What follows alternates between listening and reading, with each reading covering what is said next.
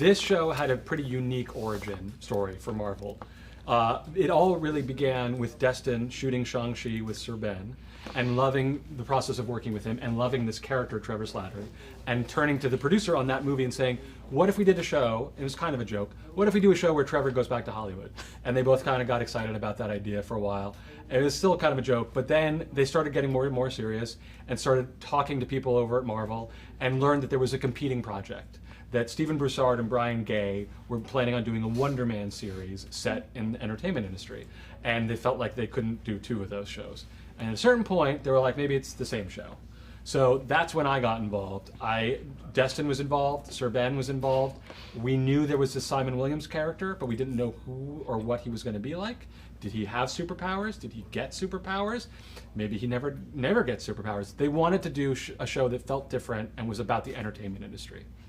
I like that. Does the series tie into the MCU in any way? The series does tie in and hopefully feels like it shares DNA with the spirit of the MCU, but it requires no homework. This is a show where if you haven't seen the last few shows or movies, don't feel like you can't enter into the show. And even if you're somebody who never felt like you had a place in the MCU, you might be able to watch the show and not feel alienated whatsoever. Trevor does exist in other projects, but if you've never met him before, you will meet him anew here, and he can exist to you brand spanking new. And the Department of Damage Control also connects, but in a way that shouldn't require any homework. How does the series pay homage to the Wonder Man comics while establishing its own identity?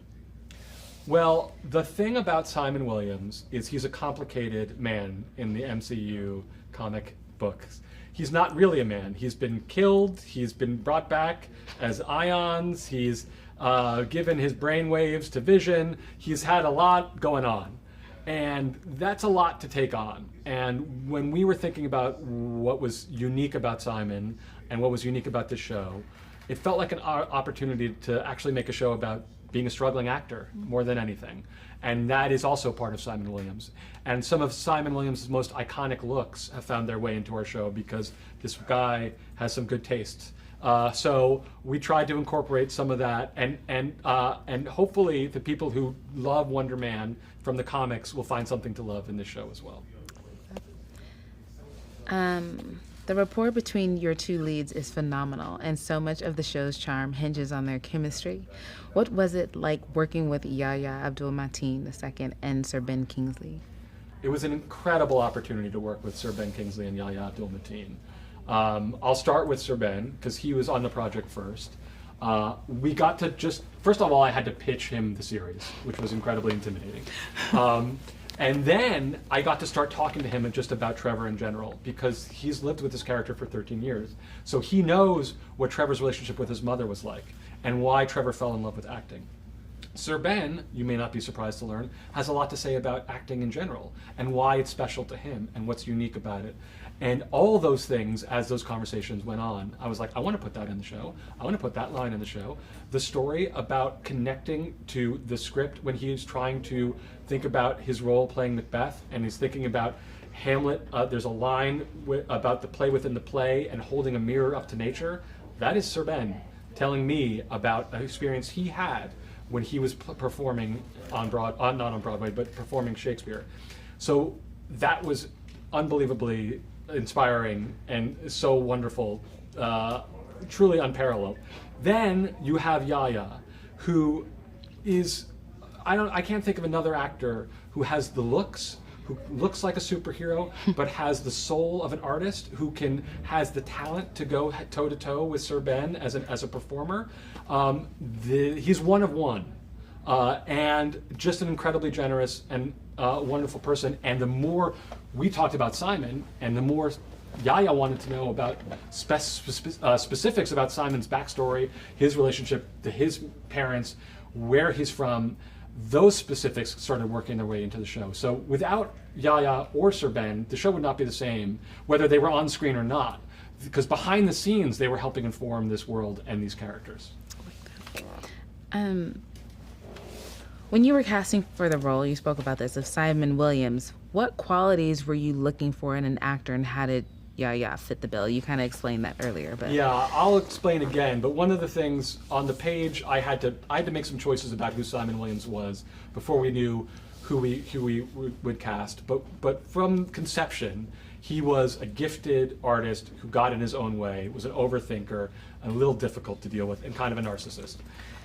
And the thing we know we needed was somebody who could perform when we needed him to, so that when he's doing a monologue, you believe the monologue is either good or bad, depending on whether we want this actor who's doing it to do a good performance or bad performance.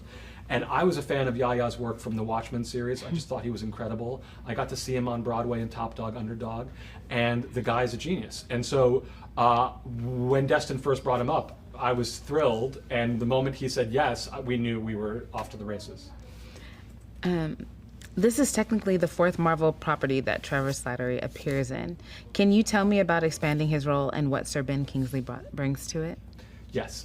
Trevor Slattery is a really interesting character because he seemed to exist only to serve a kind of a plot device in Iron Man 3 initially. But I think Sir Ben Kingsley brought so much to this role that even in the few minutes he has on screen, you're kind of captivated by him. And then Destin got to use him again in Shang-Chi, and he got to see a whole other side of Trevor. But at his heart, he's this character kind of like a Chauncey Gardner or a Zelig or a Forrest Gump who gets caught up in things bigger than himself and seems like a victim of circumstance.